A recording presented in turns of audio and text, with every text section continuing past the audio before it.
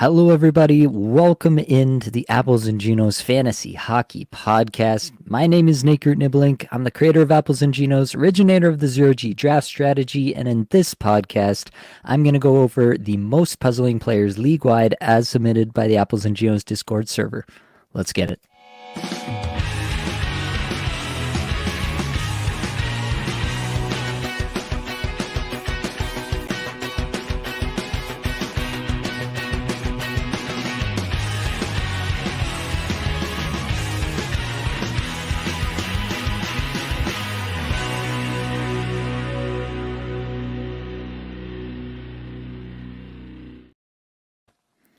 Welcome in, welcome in. We already got Toronto Dave in the chat. Good to see you, buddy. As per always with puzzling players, if you got a puzzling player and you weren't able to get them into the Apples and Genos Discord server when I put out the call earlier today, you can definitely throw it in the comments here, and I will absolutely get to biz on that. Tyler Wilson's in here as well. Toronto Dave dropping the 0G. Random reviews in here. Let's go. Well, let's go. Let's do that. Let's get into it. Let's talk first off about Artturi Lehkonen, most requested player, with the news today that Valeri Nichushkin is making his way back from the NHLPA Player Assistance Program. Good to hear that he's even himself ready to go. But what does this mean for Lehkonen, right? What can we divine from this news? What does it mean for the fantasy purposes? So just, I guess, first off on Nichushkin, he's obviously not going to just immediately step right back into the lineup. There's going to be a little bit of time there. He's not traveling on the road trip here. It's only a 2-game road trip, so it's not too long, but he's not going to travel with the team on the road trip. He's going to take some time, get himself back up and running. Meanwhile, Lehkonen was practicing this morning on the top line with McKinnon and Rantanen, so in the short term anyway, you got good deployment here for Lehkonen. But long term, you do have to wonder what they're going to do with the lines here. And honestly, I kind of feel like I'm in a very similar place with Lehkonen as I have been all season. You had to think that this was potentially coming at some point, that Nichushkin could be back at any point. And yeah, that's probably going to be a net negative for Lehkonen in terms of deployment at some point from here on out. But there's always a chance that, if they do move things around, that Lehkonen actually gets a better player to play with Nichushkin returning, whether that's by virtue of Rantanen getting moved to the second line and Lehkonen playing on second line with Rantanen, or if it's just by virtue of Nichushkin and Lehkonen playing together on a second line at some point in the rest of the season. There's definitely a positive way you could spin this as well. So basically, I guess if I am, handicapping it moving forward, you see Lehkonen has 4 points his last 5. He's been skating over 19 minutes a night. I still think he's going to get a ton of minutes. They do play the absolute crap out of the top 6 there. He's on a 27-goal, 58-point pace in the 24 games that he's played so far this year. I kind of feel like that is probably about where he's likely to live, but he's just going to be one of these guys when he's on the top line and on the top power play, you're loving life. He's going to be ripping points for you. But when he's not, you're going to be wondering, man, should I really be hanging on to this guy? He's on the second line, second power play. And you're just going to have to kind of ride those waves with Artturi Lehkonen. If you're not comfortable to do that, then perhaps this is a player that you shouldn't be rostering. You should be trying to potentially move off of. So that's my take there. We got lots of people in here. We got Jackson. Hope you're feeling better. Here's the full message. Ready to get to biz. Let's go. Absolutely. Steve's in here. What's going on, Nate? Work your magic. What's going on with Dursey? Yeah, we can talk some Sean Dursey. We got Omega in here saying pitter patter. Let's get at her. Lost ones. How's it going, Goat? Thank you all for joining me here. This is going to be a good one for sure. So let's talk about Sean Dursey. As Steve was asking for there, we can start there with a comment. And Sean Dursey, just 2 assists his last 5 games, been skating 23 minutes a night, 68th amongst defensemen in shots per 60, 13th in individual scoring chances for per 60, though, in this 5-game stretch, so that's obviously a good mark. 81st in Corsi 4 per 60, 46th in scoring chances 4 per 60. On the season, Dursey's pacing for 13 goals, 48 points. Underlying metrics on the season are like not that impressive. To be quite frank, overall, he's got an 8.8% shooting percentage on the season, which is probably a touch high, but 12.5% on ice shooting percentage, also probably a touch high. Yeah, it's tough to really be excited about Durzi's prospects rest of season. I actually projected him quite low, and I was kind of surprised at how low he came out in my projections at the beginning of the season. It does seem like he's regressing back a little bit, as kind of the team there in Arizona has regressed back a little bit. They've just had a lot tougher time generating offense as of late, and so it's just been less opportunity for Durzi to get in on some points.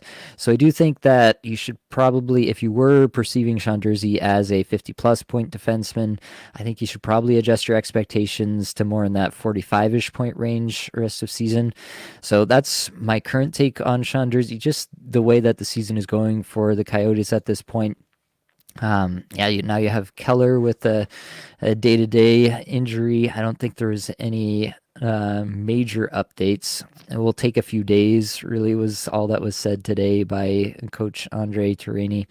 So yeah, I don't have a strong sense of what that really means, but it sounds like he's definitely going to miss the Canadiens game against the Canadiens tomorrow night. If Keller's not working, then Durzi loses obviously his best player on the Coyotes in terms of getting more offense going. So that hurts him a little bit as well. Hopefully that's just a short-term thing and he can get back into the lineup. But yeah, I can't say that I'm super excited about Durzi's prospects rest of season. Maybe there's an opportunity to explore a trade if other people in your league still view him as somebody who's likely to score 50 plus points rest of season. Then definitely I'd be okay with looking at it. Looking at a potential trade there. Usman Barak says, what are we thinking about Bertuzzi? He's been top power play over Tavares the last few games. Leafs power play has been red hot. A piece of that could be good. Yeah, I've picked up Bertuzzi actually in a couple of spots for this week. And I do think that it's a solid place to potentially get into that. If a guy like Bertuzzi can fit into your lineup, first of all, that's always important. For some reason, it's not populating in my sheet here with Todd Bertuzzi, but he's definitely been doing pretty well last little bit. He had the hat trick. He struggled definitely on the year, but the last little bit has been quite good.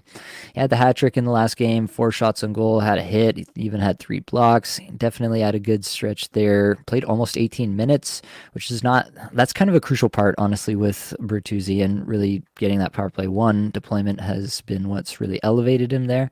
So I am interested in Bertuzzi, at least as long as he's on power play 1. I don't know if he's going to support, holding him beyond that, but as long as he remains on power play 1, I'm interested in Todd Bertuzzi. Steve has thoughts on John Carlson. Yeah, John Carlson has been a tough one for sure as well on the season. Has definitely not lived up to what I thought he could be this year. He's got 3 assists his last 5 games. I actually did note in the game that's going on currently, he does have a goal, I believe. Let me double check. I'll fact check myself live here. Great podcasting. Yes, he does have a goal in the game here tonight, so that's nice. But prior to this, 3 assists in his last 5 games, still skating an incredible amount of minutes, 28 plus on average over those 5 games. The shots and the individual scoring chances have really gone away the last month maybe or so for John Carlson. That's the most concerning aspect of this to me. Like, that he's going to skate an incredible amount of minutes. He's going to be on the top power play. With Ovechkin going again, you think that he can get in on some of those points. But what's really concerning is just John Carlson has typically throughout his career been a really strong shot and chance generator. And it seems like that's starting to go away for whatever reason. Maybe it's, he's wearing down with the incredible amount of minutes that he's been playing. Maybe he's finally wearing down. Maybe he's dealing with something underlying that we don't know about. There could be different factors, obviously, at play here. Overall, he's on pace for 4 goals, 47 points on the season. I still think he's probably do a little better than that. He's only got a 9.3% on ice shooting percentage. He's typically done better than that in his career, 48% IPP. It's Relatively high mark for a defenseman, but if anybody can hold on to that, it's a guy with the pedigree like John Carlson. 2.6% shooting percentage is definitely low for Carlson. He's been more of a 6% shooter in that range throughout his career, so he should, by rights, probably have somewhere closer to 8 goals on the season than 4, or pacing for 8 goals rather, than 4. So I do think that Carlson probably has some positive regression coming to him in that kind of arena, but overall, it's hard to be super excited about Carlson when he's just not doing it for himself under the hood. He's just not generating shots and scoring chances the way that he has throughout his career. And that's been kind of a bit more of a trend, I would say. You know, if it was just a 5-game stretch here or there, that would be less concerning to me. But the fact that it's become a bit of a trend is definitely more concerning to me than otherwise. Ricky asks, is Kopitar a drop at this point in the season to utilize a streamer spot? Shots are down. Point pace seems unusually low. We can throw Kopitar in for sure. He's got a goal, 2 points, or 2 assists rather, for 3 points in his last 5 games. Still skating 20 minutes a night. He's never had good underlying metrics in terms of the shots or the scoring chances, but pretty atrocious the last little bit. 378th in shots per 60, 354th in individual scoring chances for per 60. On ice numbers, not a whole lot better. 136th in Corsi for per 60, 190th in scoring chances for per 60. I actually kind of think Quinton Byfield was maybe holding up Anze Kopitar a little bit, as weird as that sounds to say. On the season, 25 goals, 67-point pace. On the season, his shots per 60 and individual scoring chances for per 60 ranks are in the 400s. It's been pretty atrocious. He's kind of gotten there this season on the back of a 17.7% shooting percentage, which is definitely high. It's not something that he's typically done throughout his career. I don't want to say that he can't necessarily sustain, a pretty high shooting percentage for one more year. But the fact that, they're moving stuff around now, Alex Laferriere is one of his line mates along with Kempe at even strength. That's a problem for me because Laferriere is, serviceable NHL player for sure, but he's definitely no Quinton Byfield. You would rather, obviously, for Kopitar's fantasy prospects, have somebody on that line that you feel a lot more confident in supplying some offense. So overall, and I wouldn't be opposed necessarily. Obviously, depends on your league, your settings. In shallower leagues, like 10-team leagues, I think Kopitar is right on that edge in a lot of spots on not being worth rostering anymore, especially as a C only. In 12-team leagues or deeper, he's probably still worth keeping around, but he's definitely starting to tread that line a lot more than you would have thought, definitely at the beginning of the season. Steve was asking, who do you prefer better between Carlson or Durzi? I would take Carlson. I just think the ceiling there is higher. We've seen it for so many years. Maybe this is kind of getting towards the end of the road for Carlson, and he's just kind of aging out a little bit, but I just feel like he knows how to get it done, even if he doesn't have, like the dynamism in his legs that he once had or something like that. He's still obviously a veteran who knows how to get it done. And I do feel like we probably haven't seen the best stretch of his season yet. So I do feel like if I had to choose between the two, I would take Carlson. Lastly here, before we jump back into the list, Random Reviews asked, trade Faber for Carlson. That's an interesting one. We'll talk about Brock Faber here in a second, and I'll give some more thoughts on Faber. I think I would take Carlson over Faber rest of season, especially if Washington's playoff schedule really helps you out in any, perceivable way relative to Minnesota's, which is not as good in most setups. So obviously check your settings, check when your playoffs are and all the rest. But I honestly think in most cases I would trade Brock Faber for John Carlson. All right, let's get back to it. Let's talk about Andrei Svechnikov. Goal, 4 points in his last 5, 18 minutes average time on ice. Shots per 60 down to 330th, 229th in individual scoring chances for per 60. On ice numbers, pretty hard to get really bad over there in Carolina. 58th in Corsi for per 60, 47th in scoring chances for per 60. Svechnikov on the season, 27 goals, 75-point pace. And honestly, this season, he's actually kind of taken a bit of a dip. in terms of his underlying metrics. Typically, he's been higher in terms of his individual generation. He's kind of just floated with a better shooting percentage than he's ever had before. On ice shooting percentage has remained strong. The IPP has remained strong, and that's kind of how he's got to this 75-point pace. I'm finding it hard to be super bullish, honestly, on Svechnikov. And we all know RBA loves to change lines around. There's a chance that you get to your fantasy playoffs and Svechnikov is off the top power play for no apparent reason. That's maybe not the most likely scenario, but it is a scenario that can happen, and it's not a scenario that you envision being possible for, say, like Matt Boldy or some of these other people who might be in this kind of same tier as Andrei Svechnikov. So that's kind of my take on Svechnikov is, yeah, he's great, and I mean, like Banger Cats, where he's providing you all those hits, he's definitely valuable there, but I do have just that kind of like nagging worry with Svechnikov if I'm rostering him somewhere that, what happens if RBA gets mad at him the 1 week where I really need Svechnikov in my fantasy playoffs, then I might be just kind of out of luck, and that would be a tough spot to be. So I would consider trading Svechnikov. It would have to be the right deal where I'm actually getting, a really solid playoff schedule, a player of pretty much equal value in my league, but I would consider it. And that's not something I would typically consider for a player like Svechnikov, a player of that caliber, kind of like a core player on my roster. But just because of that situation and being, maybe once burnt, twice shy by Rod Brind'Amour, that could be a case where I would actually consider moving off. Tyler says, I traded Faber for Montour right before his pop-off. Thanks to you, the GOAT comes through again. I'm glad to hear that, Tyler. That's going to be a good one for you. I feel pretty confident about that. Montour's teammate is up next, Sam Bennett. In his last 5 games here, he's got 5 points, 2 goals, 5 points for Bennett in the last little bit. Bennett is obviously an interesting player. He kind of does this where he has the hot stretches. 4 of those 5 points all came in one game, right? But to be fair to Bennett, he's also got 3 shots, 2 shots, 7 shots, 5 shots in his last 4 games here. He definitely got more ice time the last 2 games where the Panthers had some injury problems. Tkachuk obviously came out of game, and Bennett ended up playing more minutes. Bennett is definitely the guy. He's going to hit, he's going to block, he's going to do all those things that we love. And definitely like the shots per 60 you can see on the screen here, 20th in shots per 60, 7th in individual scoring chances for per 60 the last 5 games. Any scenario in which Bennett is getting 19 plus minutes a night, he's definitely going to be very worthwhile. But that's just not his typical fare. Normally he's more in that 15-minute range.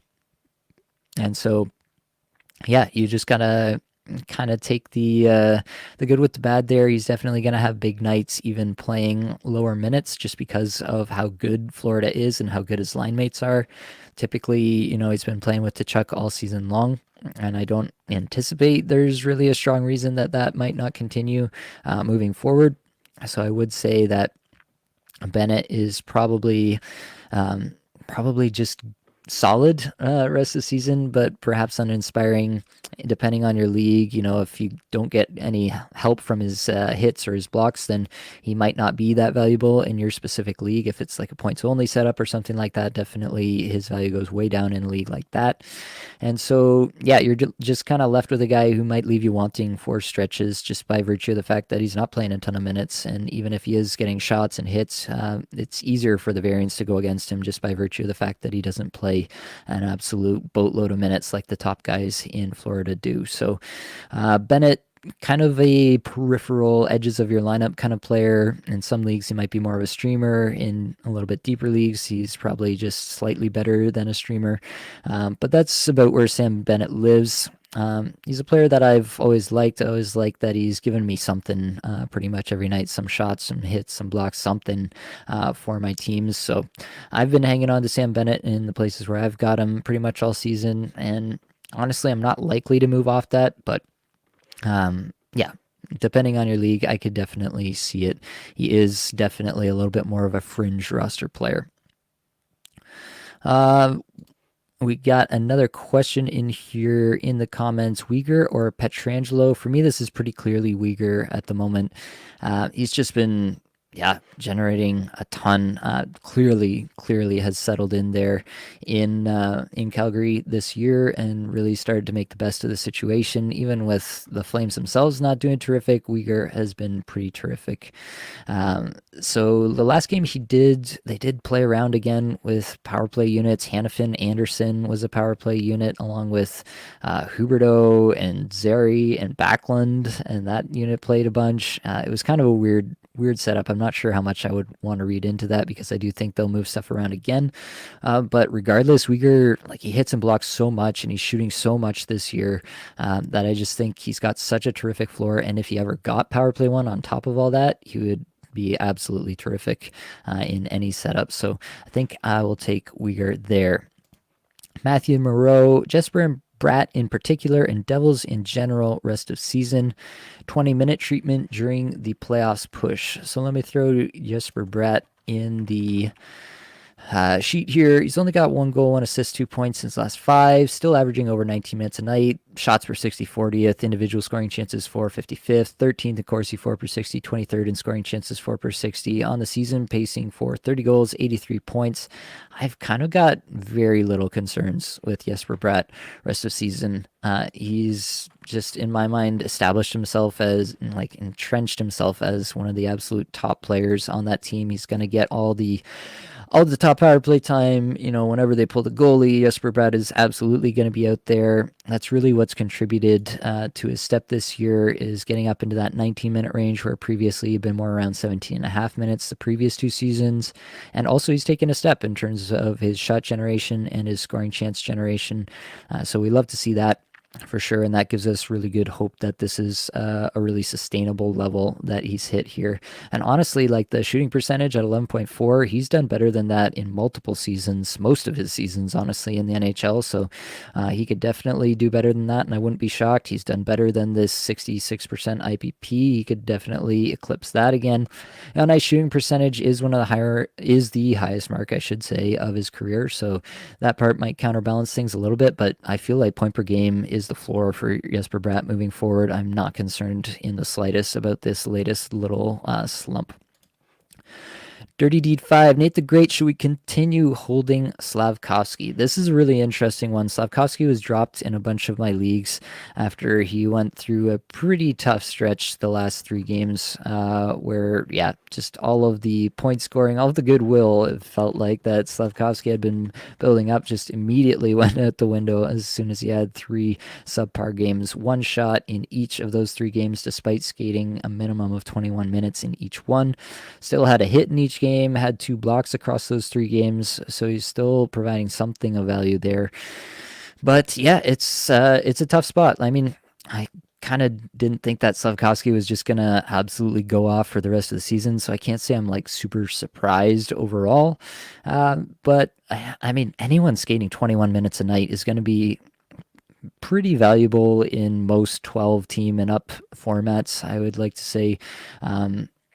Just because Montreal didn't have a great schedule this week, and there were a lot of teams that had better schedules, I didn't end up, putting in a claim for Slavkovsky or, trying to pick him up anywhere where he was dropped in my leagues. But I do think overall, like, if you're making bets, for sure bet on the guy who is skating 21 plus minutes a night and has, every ounce of runway possible from his team. They want to see him succeed. They want him to play on the top line, top power play, and help him build up his confidence moving forward so he can be a cornerstone part of that organization. Those are the kind of bets you probably want to make, right? And now that we've gotten this kind of proof of concept where he had a pretty solid little stretch there where he was super valuable, he was chucking pucks, doing all the things we like to see, maybe that's an aberration in the long term here, that kind of like 7-game stretch where he was really cooking. Maybe that is an aberration in the long term, but it's a bet that I'm willing to make overall. So if it makes sense for your team, if it makes sense to pick him up and you can actually fit him in for the games that Montreal's playing, etc., then yeah, I'm comfortable taking that pickup on Slavkovsky and just kind of seeing where it goes, because basically, if he plays really well, it's going to be multiplied by 21 minutes a night. And if he plays just okay, it's still going to be multiplied by 21 minutes a night. So it'll still be of some value. And then if he plays poorly, I mean, you can just drop him back to the waiver wire, as probably other people in your league have already done. All right, let's get back into it. Tyson Forster has had an interesting little stretch as of late. Definitely took advantage of he came back for the 2 games that Travis Konechny missed over the weekend, and he had a very nice stretch. 3 goals in those 2 games and an assist, 7 shots, 3 hits, and a block across those 2 games. Averaged over 20 minutes a night between those 2 games, that back-to-back on the weekend. So yeah, really, really strong stuff. Forster has done this, and he does have some pedigree. This is a strong prospect, player that a lot of people were excited about. And he's had some stretches earlier on in the season where he's done similar things as well. And that obviously gives you some interest as to what he might be able to do moving forward. Overall, it is tough for me to say that I'm like over the moon about Tyson Forster. And really, it does just come down to the Tortorella effect there. I just don't know what Tortorella is going to do with this guy as soon as, he makes a giveaway in the neutral zone and the puck ends up in the back of the Philadelphia net. It could just be right back down to the 4th line for Tyson Forster. At the moment, sure, if you've got openings in your roster, Forster makes for a solid stream in that regard. I definitely think this is a player with a bright future. So yeah, if you're in a dynasty format or a deep keeper format or something, then I'd be interested in acquiring him there. I do think that he's shown some really strong things at points throughout this season, and that's really promising for his future. But as far as this season goes, yeah, an immediate stream while he's getting this current deployment, but it could be over as soon as the very next game. So I wouldn't be going out and investing a huge amount into Tyson Forster and thinking that he's going to save my season. All right, next up, Mika Zibanejad, 2 goals, 3 points, his last 5, averaging over 22 minutes a night, 85th in shots per 60, but only 209th in individual scoring chances for per 60, 48th in on-ice Corsi 4 per 60, 54th in scoring chances 4 per 60. On the season, a 27-goal, 76-point pace. Definitely the goals down this year from what we typically see from Zibanejad. And also, yeah, the individual scoring chances 4 per 60 this year for Zibanejad has not been good. It's been actually bad. Don't hesitate to say that. And that's kind of concerning for me. I mean, Zibanejad is not a spring chicken anymore in this league, so it's possible that he's just got a little bit earlier age-related decline. I don't know if that's the most likely reason for the kind of down metrics this year, but it's at least in the back of my mind that could be a contributing factor. Yeah, 6.24 individual scoring chances 4 per 60. He hasn't had a mark like that in 5 years. So that's definitely a low water mark for Zibanejad. 7.6 shots per 60. You got to go back all the way to 2016-17, his first year with the Rangers, to see a lower shots per 60 than that. So yeah, it's definitely a concerning turn of events. I do think he's probably gotten a little light on the IPP this year, but maybe a little hot on the on-ice shooting percentage. Maybe that comes out in the wash. The individual shooting percentage is right in line. So overall, I don't think that Zibanejad actually deserves much better than this. I'm fairly concerned with Zibanejad overall. It's nice that the shots per 60 have come up a little bit as of late, but the scoring chances are still so far down, and that's pretty concerning to me. Obviously, he's going to get a ton of minutes, and so that's going to be helpful. Anybody playing a ton of minutes, playing top power play with Panarin, the way Panarin's been playing this year, he's going to run into points. I don't think there's any danger of Zibanejad going to 0, but he's been like a 85, 90 point player in recent years, and I don't think we're getting that version of Zibanejad the rest of the season. Another player in kind of a similar scenario, all things told, is Steven Stamkos. He's got 0 points his last 5 games. Actually, it might even go back further than that. I'm not sure. I'd have to check. I do have Steven Stamkos in Cacuffle, so I've been feeling the weight of this pointless streak. It is 5 games that he's been pointless. The minutes have been down 1605 on average. That's actually being buoyed. He had one game at 1844. He has a 1336 game. That was in that game against Florida that they absolutely got whitewashed 9-2. So you can probably throw that out a little bit as an aberration, but still, this is not an average time on ice that you want to see for your player that you picked in the 3rd round this year. 116th in shots per 60, 98th in individual scoring chances for per 60. That's about where Stamkos lives at this stage of his career, so I'm not too concerned about that. What I am concerned about is the on-ice numbers. 206th in on-ice Corsi for per 60, 185th in scoring chances for per 60.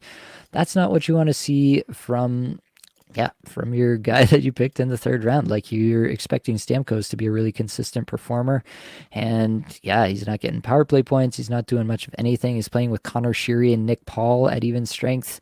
And that's like, it's just not good enough this year for the Lightning. It does kind of feel a little bit like their lack of offensive depth has come home to roost a little bit on the season. So yeah, on the season, his numbers do look better, so you could hold out some hope that this latest stretch is a little bit of an aberration. He's still on pace for 33 goals, 72 points, 60% IPP, 13.2% shooting percentage, 13% on ice shooting percentage. Most of that feels fairly in line. I do feel like Stamkos is probably at least should be living in that 35 goal, 75 point range at this point, but I am concerned about the fact that really they're loading up a top line with the way Brandon Hagel's been playing. He's been absolutely incendiary as of late. Him playing up there with Kucherov and Point, and then Stamkos is just kind of getting the dregs in terms of the other players that they have to throw out there in the forward core in Tampa. So, I do have some concern that there might be a floor here with Stamkos that was heretofore unplumbed. So I have some concern there, but I mean, I'm just going to bet on the talent in most of these cases. I'm not going to sell him low, so I don't really think there's a strong takeaway, just perhaps some adjusted expectations for Stamkos. Tyler asks, what should I do with Pettersson? He only has 2 games the first week of my playoffs, but 3 off nights championship week. Do I try to move him for someone with a better schedule overall? You can. I guess what I would want to kind of evaluate for myself is, if the rest of my team, the rest of my like core players, my non-streamers, all play like 4 games that first week, then it probably doesn't matter that Pettersson only has 2 games. And then I'm just pretty excited that he has the 3 off nights, the championship week, obviously, if you get there. So I'd look through kind of the rest of the lineup and then kind of make my potential decision on whether I want to investigate even a trade at that point.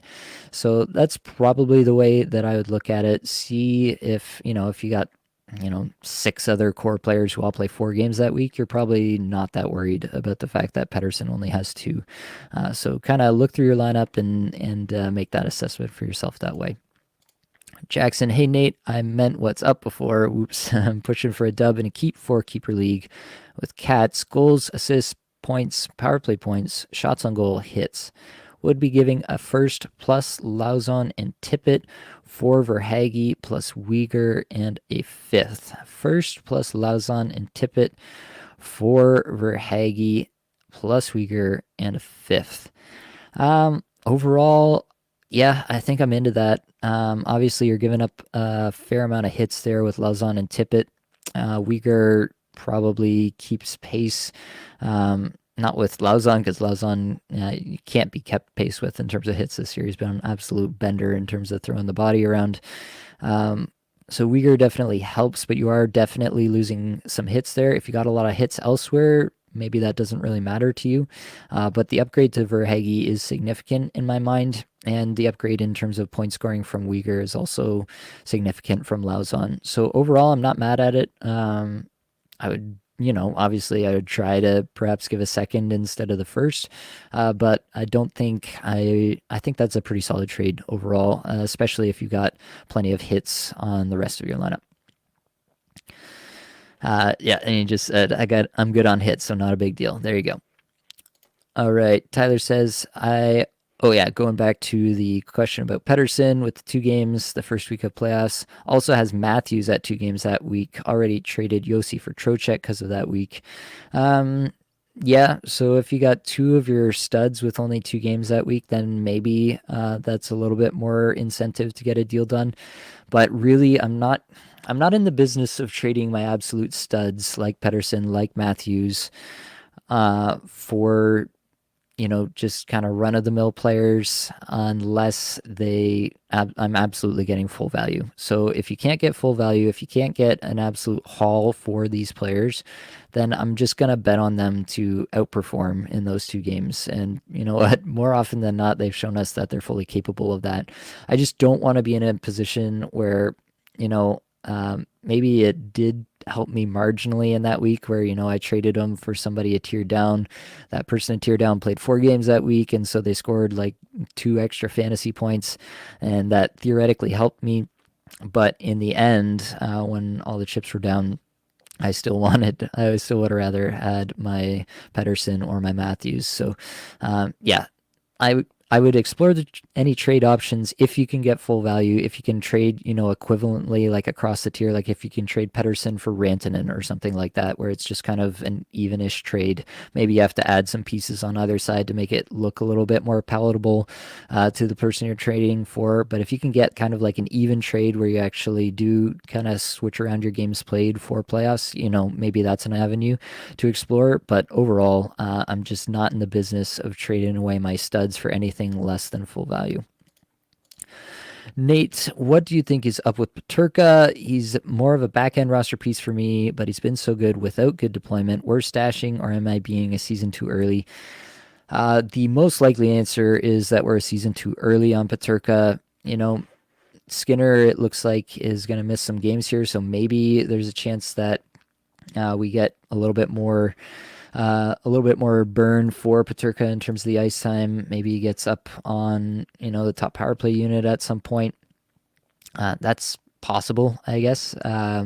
Most likely, I think it would be Middlestat who would take that spot. And so, yeah, Peterka, I think, is a terrific player, really coming into his own this year, but probably we're a year away from him really fulfilling some more of that promise. I think, yeah, he's more of a streamer level player for me rest of season. All right, let's get back to it. We got to get through the list. We got to talk about Brock Faber. So Blake and I did talk about Brock Faber, Fober. I don't know what I was trying to go for there. Brock Faber yesterday. We kind of talked about him in the context of some other defensemen. Tried to do a little kind of mini ranking of those defensemen.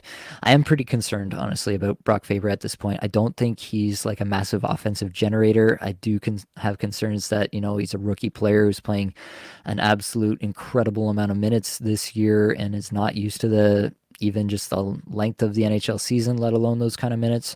So I do have a lot of concerns that Faber might be hitting a wall here. He's only got 1 point in his last 5.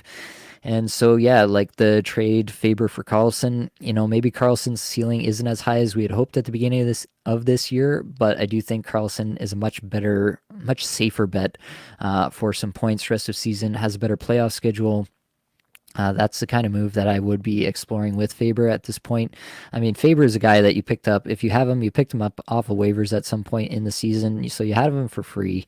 And so getting something that's a little bit more safe. I talk about this a little bit. If you're, in a buy position or something like that, and you've got some of these guys that you're just not sure how the rest of the season is going to play out for them, then I am totally fine with moving off them for the boring veteran player who's a little bit more safe and who's gonna, I feel really confident, is gonna show up for me in my fantasy playoffs.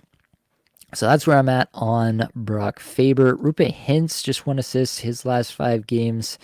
Another player that we've been talking about a fair bit because of this kind of cold stretch. He's up to just over 18.5 minutes average time on ice on the season. That's actually been lower. He's only at 17:15 average time on ice on the season. Pacing for 33 goals, 72 points. The shots are down this year. It's been a bit of a concerning season for Roope Hintz, and I'm less confident in Hintz really kind of having some massive turnaround. They are spreading out the ice time more, maybe not in this latest stretch, but he's not been able to do anything with the little bit of extra ice time that he's gotten the last 5 games here.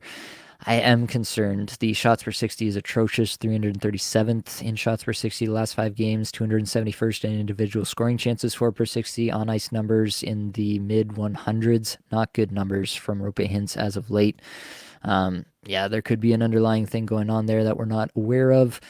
That's pure speculation, but overall, it's just a concerning trend for Rupe Hintz. And so I don't know if you can trade him at full value or get back what you invested into him, but I am concerned about Hintz. I'm not going to go sell him for pennies, but I would potentially be exploring trade options, and I'm certainly not looking to acquire him low at the moment.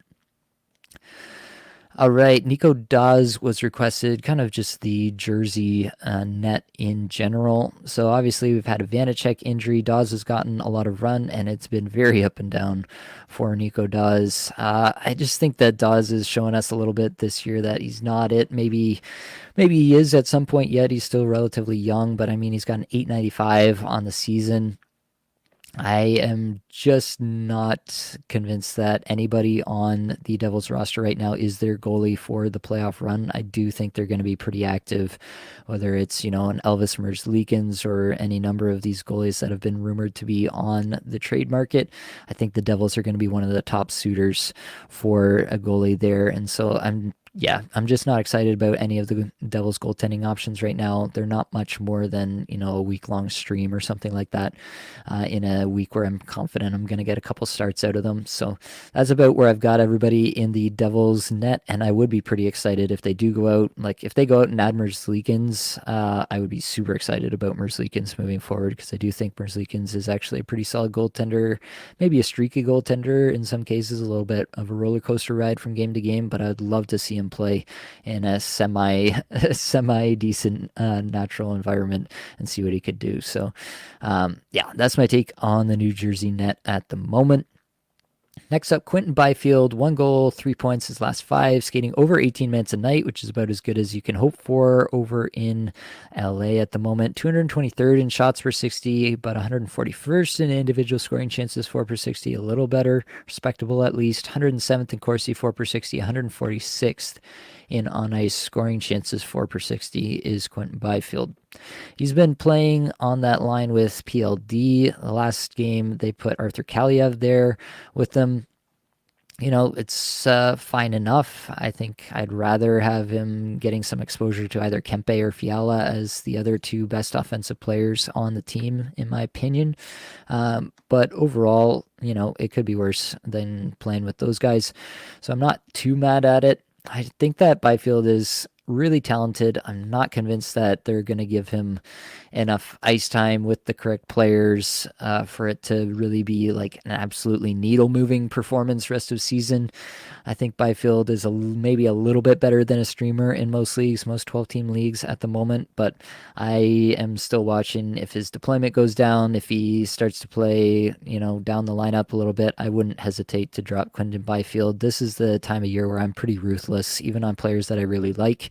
I like the underlines on Byfield, but I'm not going to wait around for him to, get back to perfect deployment and really start moving the needle for me. I'm not convinced that Byfield at any point in the rest of the season is going to win or lose a matchup for me. And that's kind of the bar that I'm setting for players now for whether I absolutely have to hang on to them rest of the season. Sam Reinhart coming up on this list. He's got just 3 assists in his last 5 games. Obviously has scored a boatload of goals this year, still averaging 20 minutes a night. Down to 163rd in shots per 60, 87th in individual scoring chances, 4 per 60. On ice numbers, not that great either. 96th in Corsi, 4 per 60, 102nd in on ice scoring chances, 4 per 60. I kind of just feel like this was always coming for Sam Reinhart. Definitely he's had a terrific season. They found something that really works on the power play with him as kind of a trigger man from that bumper spot, and it's just worked all season long. No one's really been able to figure out that power play and kind of shut him down. So maybe they are figuring it out now. Maybe that's part of it. But overall, a 55 goal, 95 point pace on the season, 25% shooting percentage. He's still got lots of regression to come. If he is going to experience that this year, he may not. He may keep up a really outlandish shooting percentage rest of the season, but 25% is just stratospheric. That was always going to come down. I don't think that's indicative of the player that Sam Reinhart is. He is an efficient shooter, but no one is a 25% level efficient shooter. You get the odd outlier season where a player will hit that, but definitely it's not something you see every year in the league. Question in the chat, lost ones. Pinto the guy to grab over Batherson and Norris. I was checking the score there. The Senators have scored 3 goals through 2 periods, and Pinto has 3 points. So he's factored in on all three goals, which just feels pretty good after I talked him up in the episode yesterday.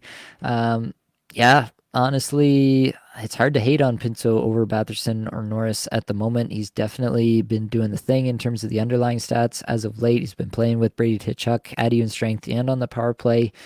In the game so far, he's got more minutes than Batherson. Getting more power play time than him in this game. Same with Norris. So yeah, I don't hate it.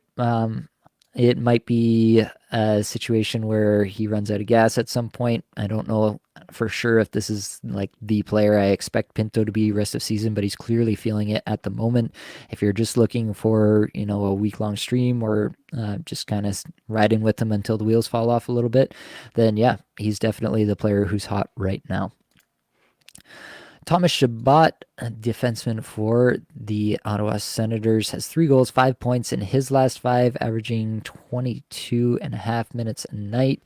Just going to check. No, he does not have any points on the 3 goals the Sens have scored so far tonight. Still a period to play there, of course, as well. They've been doing some stuff with those power play units, and overall, like, Chabot just never really impresses. Like, for him to get to this 5 points in 5 games, he's had to shoot 37.5%, and he's got to have a 71% IPP. I just don't think that's something we can reasonably expect from him. He has actually had pretty good shot marks on the season, 22nd in shots per 60 while skating 24 minutes a night on the season. That's pretty solid. The on-ice numbers have been pretty solid. Statistically, is one of the better seasons of Thomas Chabot's career. But does seem like they're really grooming Jake Sanderson to be the guy there. And yeah, I'm kind of ambivalent on Chabot. I don't think this is a player that's going to really, as I like to say, win you your league or win you your matchup in any given week. He's had a nice hot stretch here, and that's probably all it is. He's on pace now for 12 goals, 52 points on the season. That feels about right, in my opinion. He's got a low IPP. Well, it's not even that low, 38%, maybe a touch low, but the 11.7% on ice shooting percentage might be a touch high, so that probably just balances each other out. I think that, yeah, this is probably the player that Chabot is around that 50, 55 point pace. Depending on the week, he's getting more power play time this week than last week. He might get an extra point that week, something along those lines. But Chabot just kind of is what he is to me. I don't think there's an exciting ceiling here. He's more of a probably third defenseman on your roster in a 12-team league.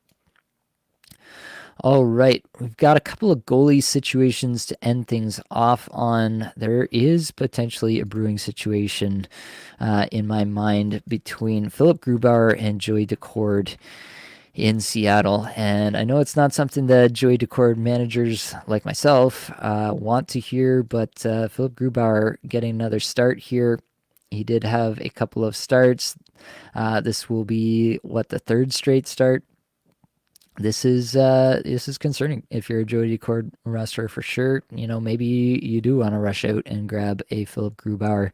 And yeah, I have loved what Joey Daccord's been able to do for me this season. I think he's a halfway decent goaltender, but I have no allegiance to the goalies that I pick up. And if Grubauer is going to be the guy, if they're going to ride with him, then absolutely I will flip-flop. I kind of want to see how this game against Boston goes. It's a tough matchup. If Boston lights him up, then it'll be right back to Daccord, I think, the next game. Definitely either way, I think the time that we had with Joey Daccord as the massive volume starter is clearly in the past, and I think they're going to try a little bit more of a timeshare. It may or may not work out. Like, Grubauer has not been good really at any point for an extended stretch in his time in Seattle, and so he could easily kind of give up the ghost here, and it could be right back to Daccord if Grubauer can't figure it out. But in the immediate future, which is pretty much all you should care about, in my opinion, when it comes to goalies, I think this is going to be a fairly even time split, and potentially they might even give Grubauer a bit of run, just given how much hockey Daccord has been forced to play over the last little while. Steve asks, Nate, assuming that LA doesn't trade for a goalie, how do you rank Rittich, Grubauer, and Daccord rest of season? Yeah, I like to ask people when they ask me questions about goalie, are you asking me to predict goalie performance? Because I don't like to do that. Um, if I had to rank them, assuming that LA doesn't trade for a goalie, which I do feel is fairly likely, um, yeah, I mean, given the fact that they're going right to Grubauer right now, even though Decord hasn't played terribly, I might. I mean, Decord was chased from the game against Minnesota, so there is that. That's a bad start for sure. Um, but yeah, I might go. This is really tough. I'm gonna go Grubauer, then Riddick, then Decord. Um, that could change as early as tomorrow, but that's where I'm at right now, pending the results of this Boston game. So we will see how that goes. If Grubauer plays really well here, then yeah, you got to assume that he's going to get some more work moving forward. All right, the other tandem to talk about is the Adin Hill Logan Thompson tandem. Definitely, I would say, like, I mean, there's really no statistical basis to say anything different. Logan Thompson has been outplayed this season by Adin Hill. Thompson, the last few starts, he had a shutout against San Jose. I mean, good for you. You had a shutout against San Jose. Then against Toronto, they got lit up in that game for 7 goals. And, it's kind of whatever, in my opinion. He came in relief of Adin Hill and then give up more goals than Adin Hill did in the end. That's a tough spot to put any goaltender in. Then he gave up 3 goals on 30 shots against Ottawa, which is an okay outing, kind of run of the mill. But I think Adin Hill has kind of outplayed and Thompson on the season for sure. He's got 927 save percentage. The last little bit has been a little bit wonky for Adin Hill, but he is going to get another run at the Leafs tomorrow. He's slated to start in that game, so we'll see how that goes. Definitely, I could see it trend back. They ran this a little bit more like a tandem earlier, and this could definitely trend back to more of a tandem. But if I have to pick between the two, I'm definitely picking Adin Hill. Overall, like, if you're kind of worried about what to do here, you should be worried if you're rostering both of these goalies, as the person who asked the question in the Discord server was.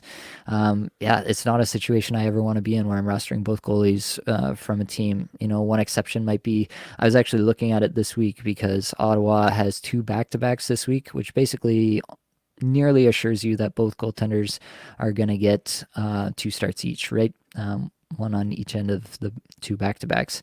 Now, who knows what's going to happen because the Capitals chased Forsberg from this game, so who knows what's going to happen there. But regardless of that, that's like a 1-week situation where I'd consider it. I didn't end up doing it for myself anywhere, but I would consider it in that situation. Moving forward, I just think that you're really limiting your upside whenever you're rostering both goalies in a tandem. You want a situation where both goaltenders that you're rostering could really take over their net and, yeah, just provide you a lot of excess value at the position. That's kind of one of the main tenets of Zero-G. Just give yourself outs to finding a goaltender that can really help you instead of, just kind of exist on your roster. And your best case scenario really between Adin Hill and Logan Thompson is that one vastly outplays the other and the other is rendered irrelevant and you feel good about dropping them. And that's just not a scenario where I want to be rostering a player and hoping that I'm feeling good about dropping them in another week. So that's the goaltender tandem theorem that I like to spout every once in a while. Overall, if I'm picking between the two, I am going to go with Adin Hill. Maybe you want to wait and see how the Toronto game goes. If he does have a good game against Toronto on Tuesday night here, then maybe you're comfortable dropping Thompson. If he has a bad game, then maybe you're back to square one and you're rethinking things again. Overall, if I am rostering both goaltenders, I am looking for an out where I can drop one or even both of them if they continue to flounder. I do think Vegas is good enough that you should be excited to roster a Vegas goaltender, but you could be looking at some sort of Boston situation as well where it's just a very evenly split 1A 1B situation. So tough spot to roster a goaltender from, and don't envy you that one, but that is how I would be playing it at the moment. All right, we made it all the way through the list. So that's going to be all that we've got for this episode. Hopefully, it brought you some value, helped you get a little bit better at fantasy hockey today. All the advanced stats you heard today came from Natural Stat Trick, which is a terrific free resource. Many thanks to the band They're There for supplying the music for this podcast. Be sure to check out their Spotify as well. That's it, folks. Much love.